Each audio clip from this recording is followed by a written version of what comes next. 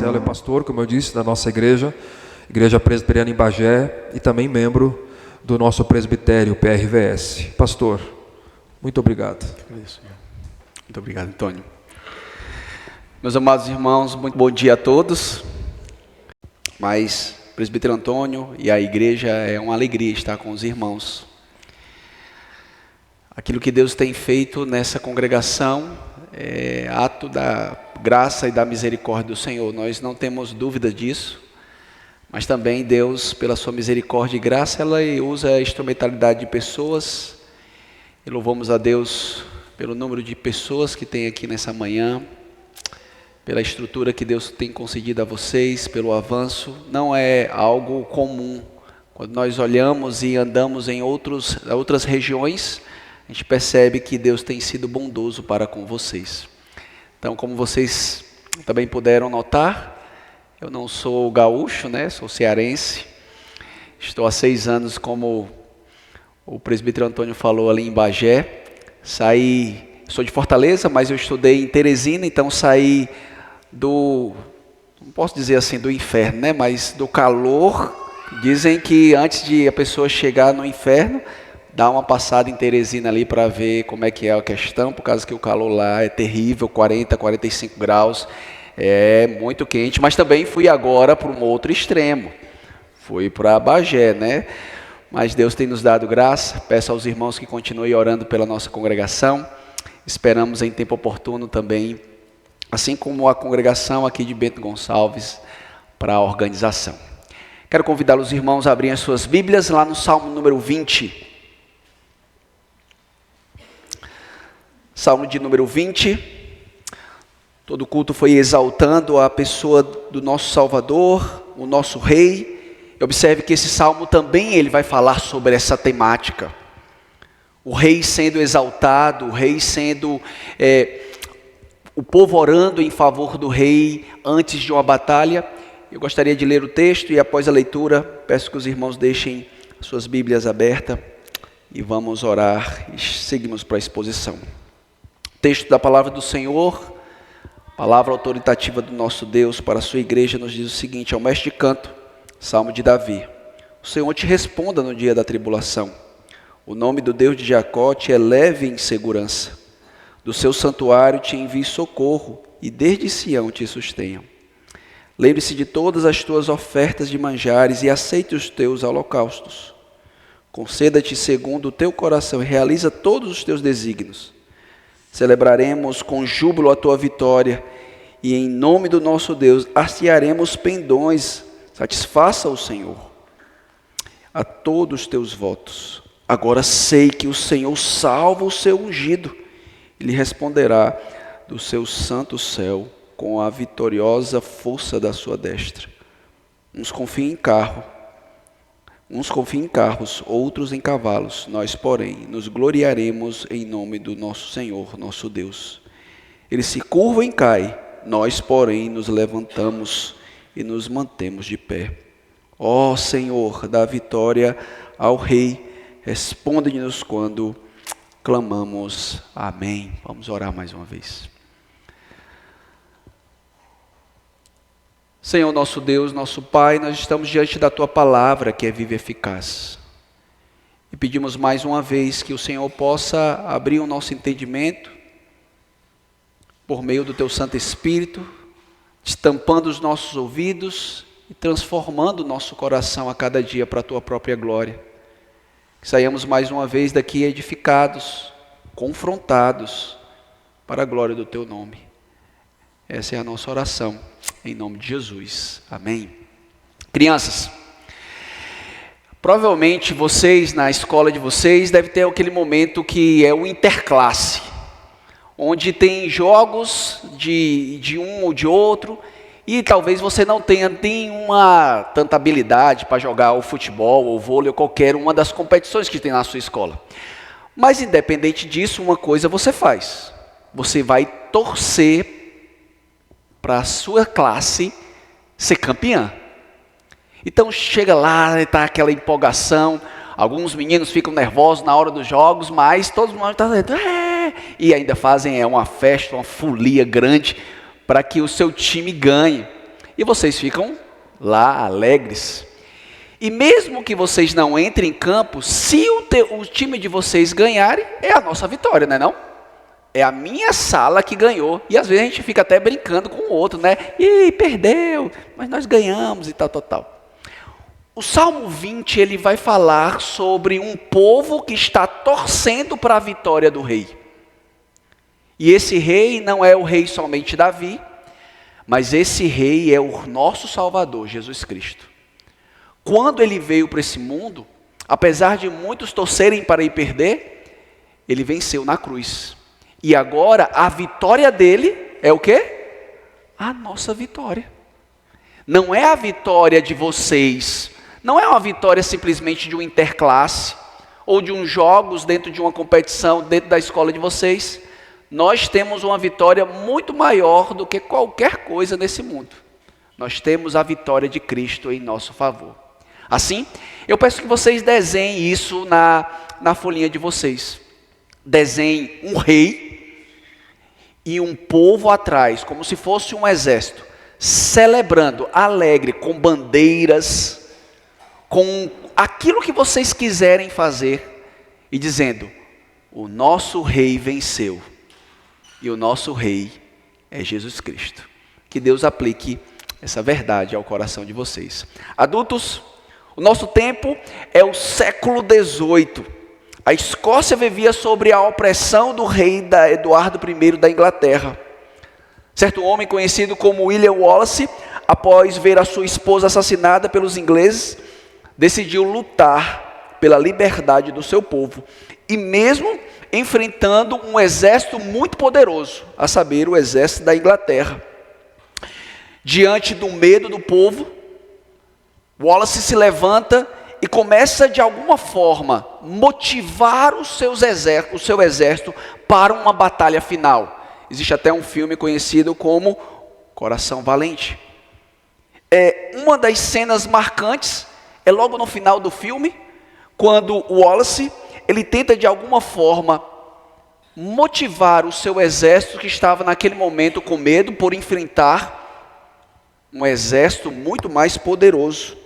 E ele diz mais ou menos assim: eles podem tirar a nossa vida, mas nunca tirarão a nossa liberdade. E foi assim que aconteceu. Apesar da Escócia, o exército escocês ter todos sido mortos na batalha, Wallace ter sido preso e ter morrido de uma forma drástica, a Escócia teve a sua liberdade, porque homens lutaram pela a sua liberdade. No entanto, o Salmo 20, ele nos fala de uma batalha totalmente diferente.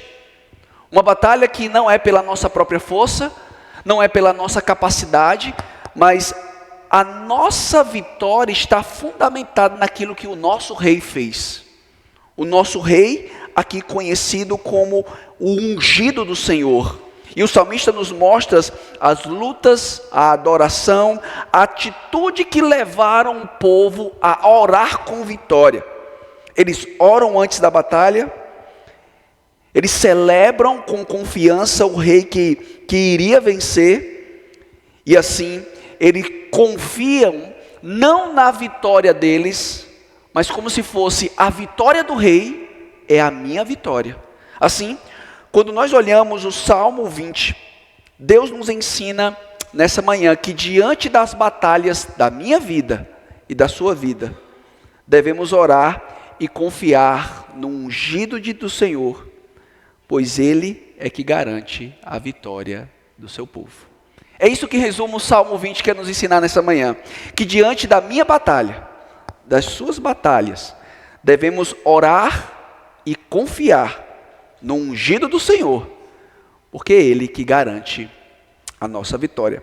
Volte seus olhos para o texto, observe a partir do versículo 1 até o versículo 4, o povo torcendo pela vitória do rei.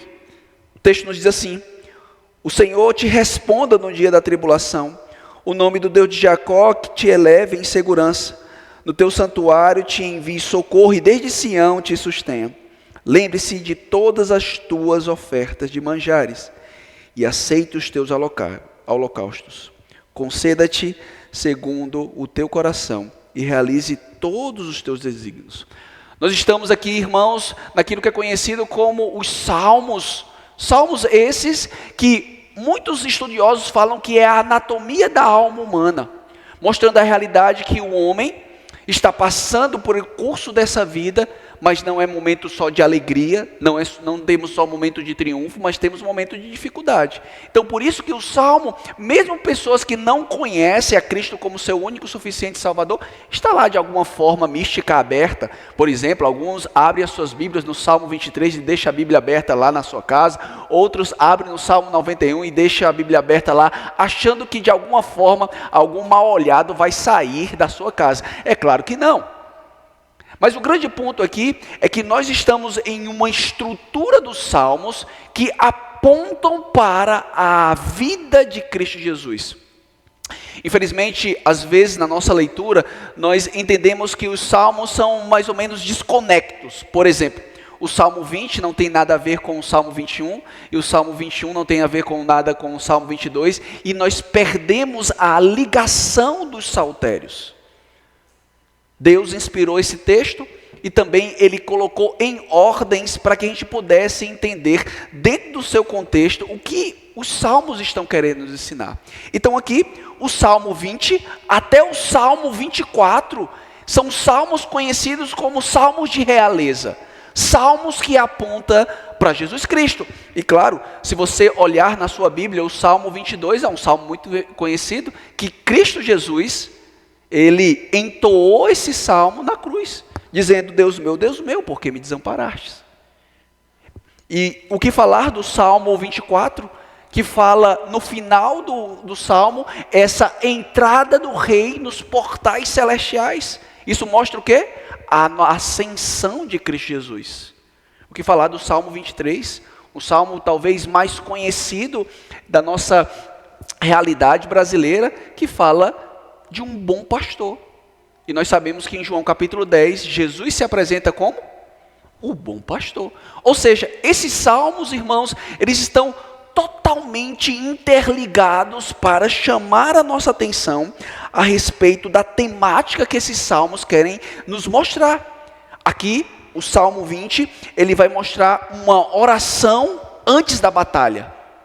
O Salmo 21 vai nos mostrar uma oração após a batalha.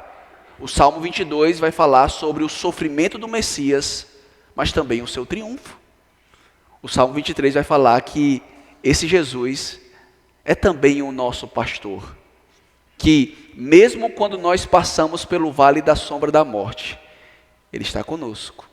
E a grande expectativa e a certeza que podemos ver essa intervenção em nossa vida é porque o nosso Salvador, Ele encarnou, ressuscitou ao terceiro dia, está sentado à direita de Deus Pai e intercede por nós, mostrando assim a luz ou a imagem lá de Atos capítulo 1, quando Jesus adentra aos céus na presença do Senhor, e os discípulos ficam naquela expectativa, e o anjo aparece dizendo: vamos para o trabalho, que esse mesmo Jesus que foi assunto aos céus, há de voltar.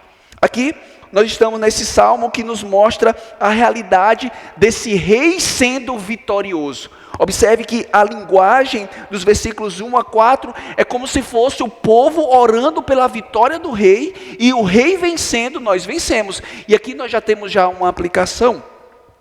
Esse é o ponto dos salmos, irmãos. A vitória de Jesus é a nossa vitória. Isso não significa dizer que nós vamos passar dificuldades nesse mundo. Isso não significa dizer que todos os nossos sonhos vão ser realizados. Mas uma coisa nós sabemos e temos certeza: se Ele venceu, nós vencemos. E não é uma mensagem triunfalista. Mas a pergunta que nós temos que fazer é: será que nós temos orado mais pelo reino de Deus ou pelo nosso reino? Se você é um crente em Cristo Jesus, observe quais são os momentos que você se debruça na presença do Senhor. Em todas as suas orações, em primeiro lugar está o seu reino ou o reino do seu Salvador? E é interessante como os nossos símbolos de fé nos ajudam a entender, por exemplo, a oração do Pai Nosso. O breve catecismo, na pergunta 102, ele diz assim: pelo que oramos na segunda petição? Ele não responde. Na segunda petição diz: venha o teu reino. Pedimos que o reino de Satanás seja destruído e que o reino da graça seja adiantada. Nós precisamos, irmãos, a cada dia parar de orar um pouco mais pelo nosso reino e orar mais pelo reino de Cristo. Avalie as suas orações. Nós estamos em uma região da Serra que talvez é uma das regiões mais difíceis de ser evangelizadas. Por uma questão cultural, eu sei que eu estou numa região, mais voltada para a região da fronteira, muito influenciado pelo Uruguai, e é difícil também, o gaúcho lá é um gaúcho duro, caba machos lá no Nordeste, a gente falava assim, cara que anda com uma peixeira no cós. Mas talvez aqui a realidade é a indiferença para a questão das coisas do Senhor. Para que eu preciso de Cristo? Se eu tenho uma casa boa, eu tenho condições financeiras muito boas, para que eu preciso de Cristo? Mas não pense, irmãos, que é por causa da sua capacidade que você vai fazer pessoas se renderem ao Evangelho. Nós precisamos orar mais. Venha o teu reino. E quando nós oramos isso, significa dizer que o reino de Satanás será destruído e o reino de Cristo há de avançar nesse mundo. E aqui é uma oração pela vitória do rei. E o que é que eles pedem? Primeira coisa que ele nos fala, o texto ele fala eles torcem assim, por assim dizer, que Deus proteja e fortaleça o seu ungido. Versículo 1, ele nos diz: o Senhor te responda no dia da tribulação, no nome do Deus de Jacó. É um salmo que mostra essa realidade de o povo orando pelo fortalecimento desse rei. Lembre-se que na antiga aliança nós percebemos que o povo de Deus, que não era treinado à guerra, eles iam muito para a guerra. Mas quem dava a vitória do povo de Deus? Será que era a capacidade militar de Israel? É claro que não. O povo, em meio à tribulação, eles oravam pedindo o favor de Deus para que nas batalhas eles pudessem ser vitoriosos. É por isso que lá em Números capítulo 6, nos versículos 24 a 26, existe a bênção araônica. A bênção araônica era feita tanto quando o povo saía de peregrinação até Jerusalém. Lembre-se que Jerusalém era local de adoração. Mas também quando o povo ia para a batalha. E o que dizia a oração araônica? Que o Senhor te abençoe e te guarde, que o Senhor faça resplandecer o rosto sobre ti, que o Senhor tenha misericórdia de ti, que o Senhor te levante o rosto e te dê a paz. É aí sim que eles entendiam que eles poderiam ir para a batalha, mas na proteção do Senhor. E eles invocam a proteção e o fortalecimento do rei em nome de quê? O texto nos fala que eles invocam o nome do Deus de Jacó. A ênfase aqui está na fidelidade de Deus e o seu pacto. Deus fez uma aliança com o seu povo e uma das verdades que é mostrada isso é dizer que esse Deus é um Deus de Jacó. Quem era Jacó? Um homem totalmente usurpador, literalmente, que agora foi transformado pelo próprio Deus para ser o príncipe da paz. Deus escolheu Jacó e firma as suas promessas também com a vida de um homem aparentemente usurpador, mas um homem que agora está debaixo da aliança. Nós podemos ver a transformação de Jacó, mesmo no momento de dificuldade, e Deus assim afirma a sua aliança. E agora a ideia é que antes de ir para a batalha, eles fazem vários sacrifícios, porque eles sabem que é por meio do sacrifício que Deus há de fortalecer o seu povo. Versículo 2, ele diz: do seu santuário te envie socorro, desde Sião te sustenha. Lembre-se de todas as tuas ofertas de manjares e aceite os teus holocaustos. Isso era comum, meus irmãos, naquela época. O povo, quando eles saíam para batalhas, eles também faziam os sacrifícios. E aqui ele coloca sacrifícios de manjares e os holocaustos, mostrando essa realidade que É assim que nós temos o favor do nosso Deus. É por meio de sacrifícios. Nós estamos aqui na antiga aliança, onde basicamente o culto e a aceitação do povo era por meio de sacrifícios. E era assim que o povo buscava a presença de Deus. E essa é a realidade. E essa verdade sai da onde? De Sião. Local que por muitas vezes era conhecido como Jerusalém. Quando o povo ia em peregrinação até Jerusalém, como fala o Salmo 21, eles falavam: eleve os meus olhos para o monte, de onde vem meu socorro vem do Senhor, que fez os céus e a terra. Nosso socorro vem de lá. Então eles fazem sacrifícios, buscando o favor do Senhor, antes de ir para a batalha. E mais uma vez, no versículo 4, aqui está o fundamento que mostra que Deus há de abençoar o seu povo. Conceda-te segundo o teu coração e realize todos os teus desígnios. Não segundo o nosso desejo, mas segundo os teus desígnios. Aqui está mais uma vez o princípio fundamental das Sagradas Escrituras. O princípio que é conhecido como o princípio da representatividade. E é impressionante como nós lemos na liturgia, quando nós olhamos a história de Davi contra Golias, a maioria das vezes as pessoas acham que nós somos quem naquela história? Davi. Mas deixa eu falar uma coisa, você não é Davi. Você não vai derrotar os seus gigantes como uma mensagem motivacional, né? Eu lembro que quando uma vez eu estava em Teresina e em uma formatura, eu era seminarista, aí um pastor de uma outra denominação foi convidado para pregar para um monte de formados que não eram crentes. E adivinha qual o texto que ele pregou? 1 Samuel, capítulo 17. E o que foi que ele disse? Disse desse jeito: olha, vocês passaram 4 anos destruindo, esmagando os seus inimigos. Não. Todos nós, naquela história, somos o povo que está medroso, correndo com medo ali. E aí sim, Davi, o Messias, ou o tipo de Cristo, foi para a batalha e destruiu Golias. Nós não somos Davi. Nós somos ou aquele povo, ou até mesmo Golias. E Cristo veio e destruiu o nosso coração medroso. E Ele nos deu a vitória por meio da vida dEle. Esse é um princípio de representatividade. É como Paulo ele nos mostra lá em Romanos: por meio de um homem entrou o pecado e por meio de Cristo veio a graça maravilhosa.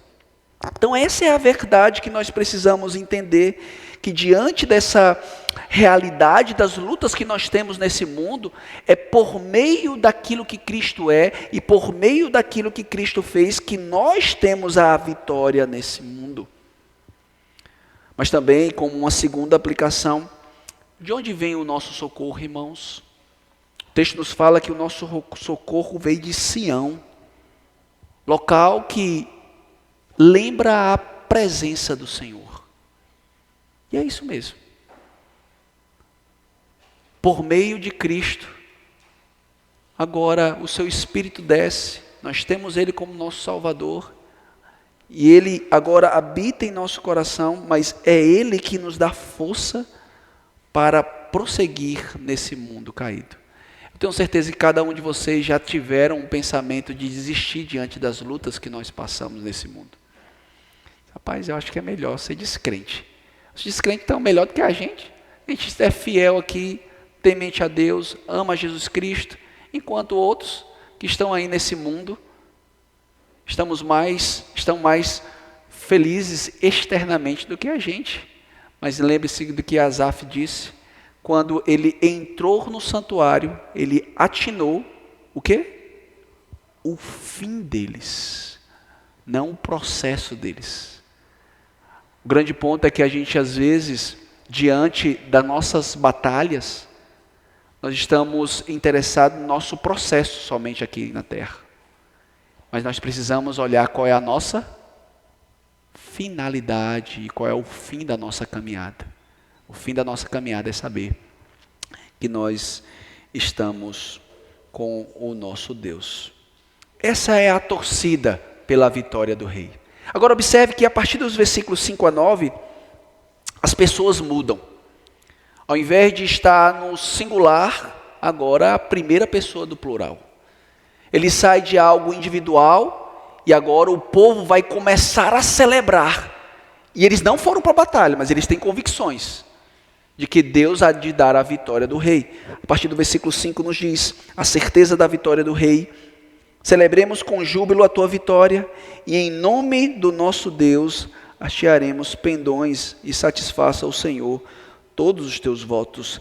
Veja que o povo agora, ele começa a celebrar, como um povo unido, dizendo, olha, eu oro pela vitória desse rei, mas agora eu tenho certeza que esse rei vai vencer. E por que isso? Como podemos ter certeza que a vitória do rei será realmente alcançada? O texto nos fala no versículo 5, que ele celebra a vitória que o Deus de Israel há de dar ao povo. Celebremos com júbilo a tua vitória, em nome do nosso Deus hastearemos pendões. E essa é a imagem. A imagem é como se fosse, tanto numa batalha, mas como se fosse uma torcida, né? Eu sei que não tem, né? Eu sei que quando eu morava no Nordeste, a gente tinha um trabalho com os atletas, né? E tem aquilo que é conhecido como atletas de Cristo, mas você não vê ainda torcedores de Cristo. Eu poderia até dar esse tema no sermão, né? Aqui é os torcedores de Cristo.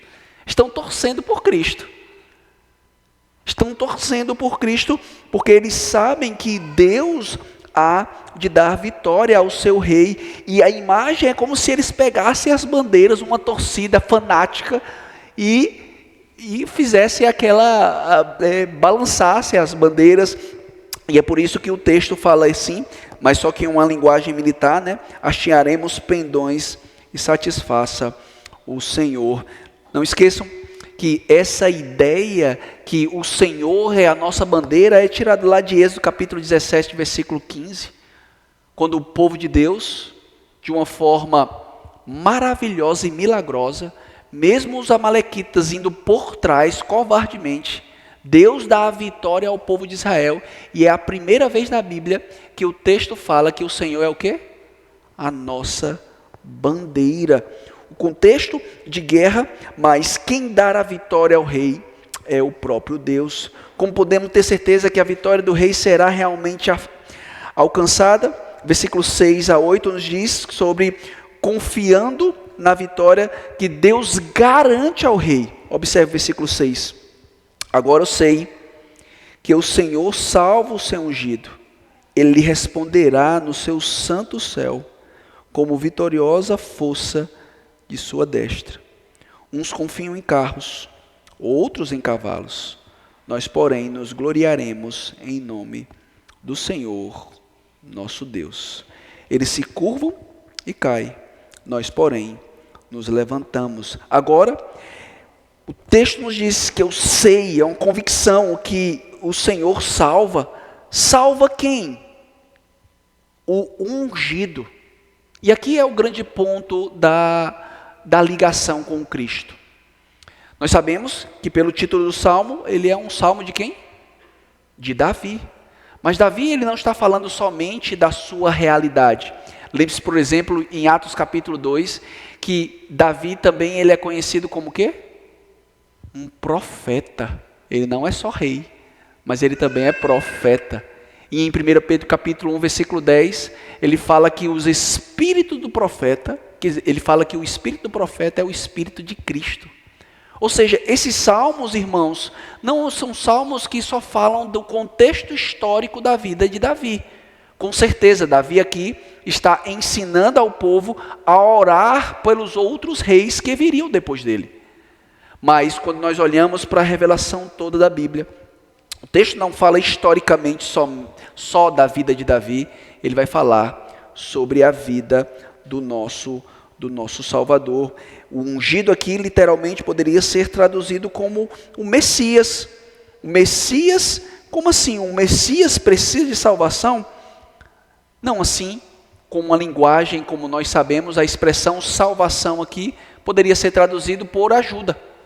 Ou seja, quando Cristo veio a esse mundo, ele precisou da ajuda mesmo sendo Deus, no sentido que o Espírito que estava nele fortalecia a vida dele nesse mundo aqui. Às vezes parece difícil a nossa mente, já que ele é Deus.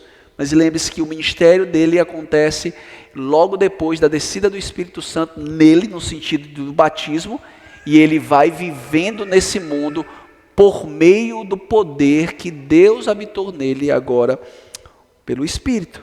E o Pai está ali para agradar a obra do seu Filho.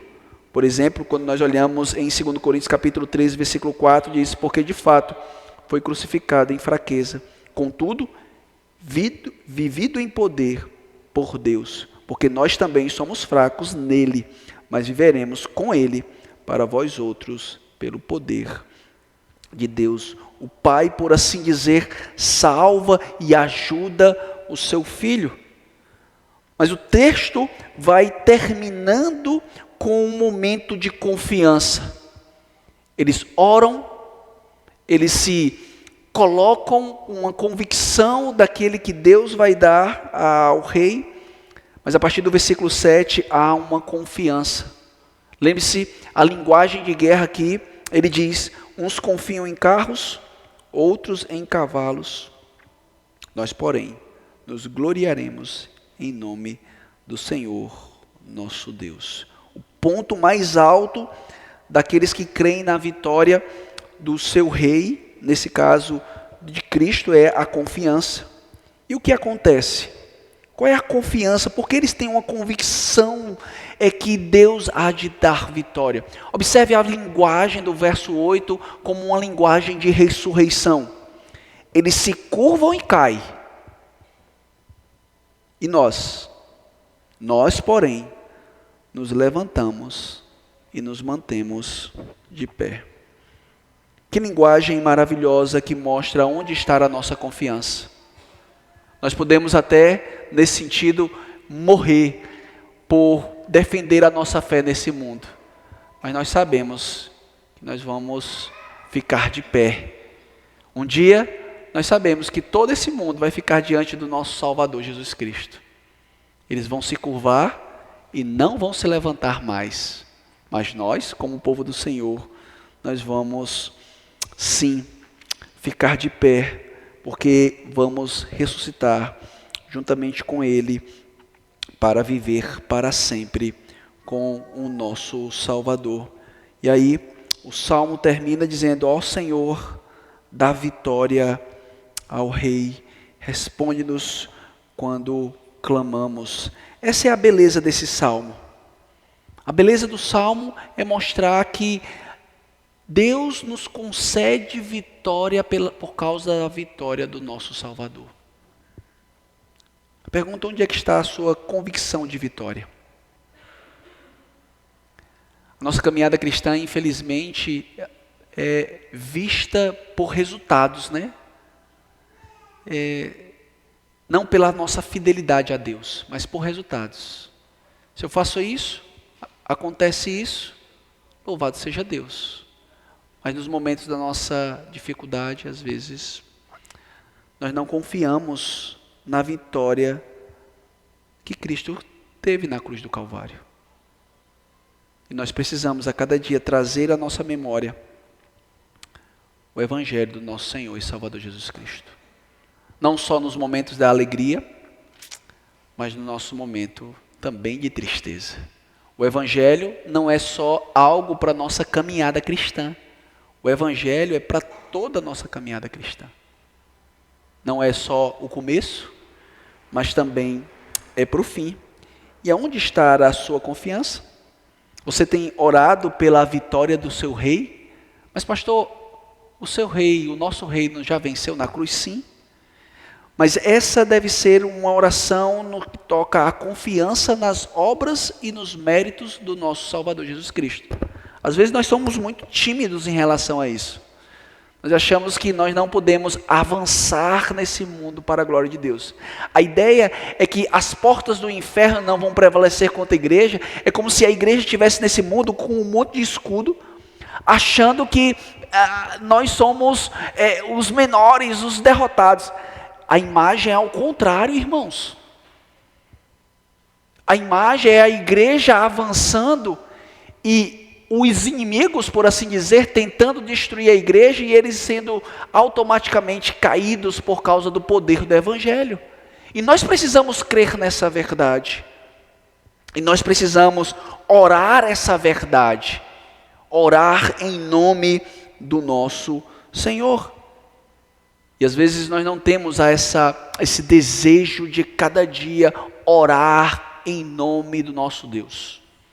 Certa vez, John Banner, diante das suas lutas por causa da pregação do Evangelho, ele diz: a oração é um derramamento sincero do nosso coração a Deus por meio de Cristo Jesus. Seja sincero diante do Senhor, seja sincero das suas limitações, seja sincero diante do Senhor das suas dificuldades, seja sincero diante do Senhor das suas alegrias, das suas lutas, daquilo que você deseja, mas não somente os seus desejos no que toca a minha vida profissional, a minha vida A, a minha vida B, mas sim os desejos do reino de Deus também. E por fim, nós só conseguimos entender que hoje nós oramos pela vitória do nosso Salvador e pelo reino de Deus, se você entender que um dia você orou pela derrota de Cristo. Sim, todos vocês que estão diante de mim, todos nós, até as crianças, oraram pela derrota de Cristo. Eu quero trazer uma seguinte ilustração para os irmãos. Essa ilustração não é minha, mas certa vez eu vi, e eu creio que encaixa perfeitamente aqui. Quantos de vocês já ouviram falar na história de Francisco Muamba? Sim, Francisco Muamba. No dia 7 de março de 2012, um atleta sofreu um mal súbito na partida no campeonato da Inglaterra. Ele teve uma parada cardíaca e ficou morto por 78 minutos, com apenas 23 anos. Ele estava jogando e de repente caiu no chão e em segundos os médicos foram ajudar. E depois vocês podem procurar no YouTube, é impressionante, até pessoas da plateia dos torcedores, começaram a sair e foram tentar ajudar de alguma forma, os médicos. De repente, quando começa a ter aquela comoção, o silêncio para.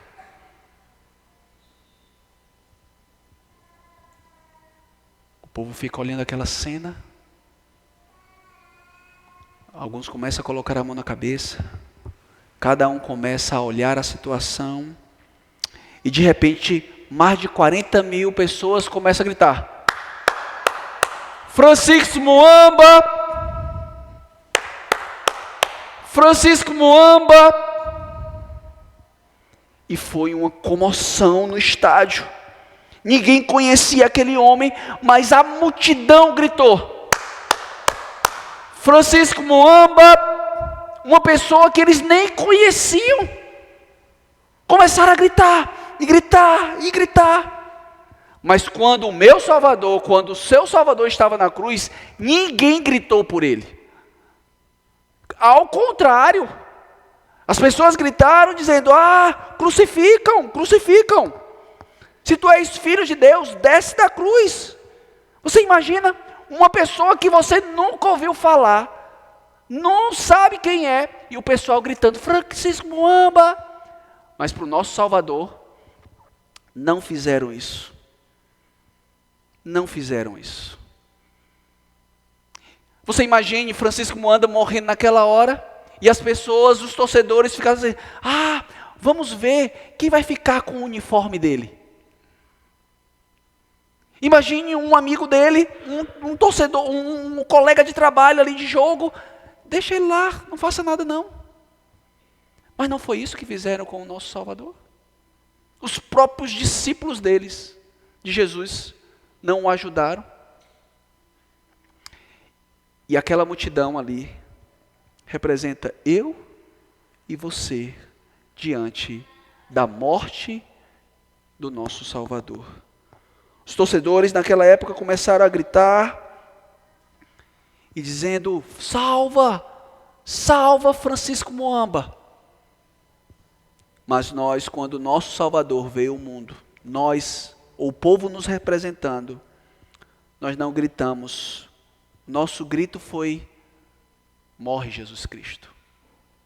Morre Jesus Cristo. Você só vai começar a torcer pela vitória do seu Salvador se você entender as palavras de Cristo já na cruz. Pai, perdoa, porque eles não sabem o que estão fazendo. Vocês e eu, na hora do momento de maior sofrimento do nosso Salvador, nós não gritamos: salva o nosso Salvador. Nós gritamos: crucifica-o. E o que ele falou para nós? Perdoa, porque eles não sabem o que estão fazendo. Quando o nosso coração enche dessa alegria, nós gritamos: salva, Senhor, salva o nosso ungido. Quando o nosso coração se enche dessa verdade, entendemos que antes de nós torcermos para o nosso Salvador, nós torcemos para Ele morrer. Aí sim, nós vamos torcer a cada dia para o reino dele avançar. Se você ainda não torce para o reino de Cristo avançar, é porque você não sabe o que você fez com o seu Salvador. Você torceu para ele perder. E o que você vai fazer diante dessa manhã? Vai continuar sendo indiferente diante da morte do nosso Senhor e Salvador Jesus Cristo? Ou vai como Wallace, diante da batalha, diante das dificuldades, vai animar um ao outro para prosseguir na batalha, não física, mas uma batalha que glorifique o reino do nosso Salvador. Enquanto nós não entendermos que nós torcemos pela vitória do nosso Salvador, nós não vamos torcer pela vitória do reino de Deus nesse mundo. Eu espero que você olhe para o seu Salvador de uma outra forma agora. De uma forma que Ele fez tudo isso para que o reino avançasse em você e através de você. Para que outras pessoas possam se render ao reino de Cristo e não dizer: crucifica-o, crucifica-o.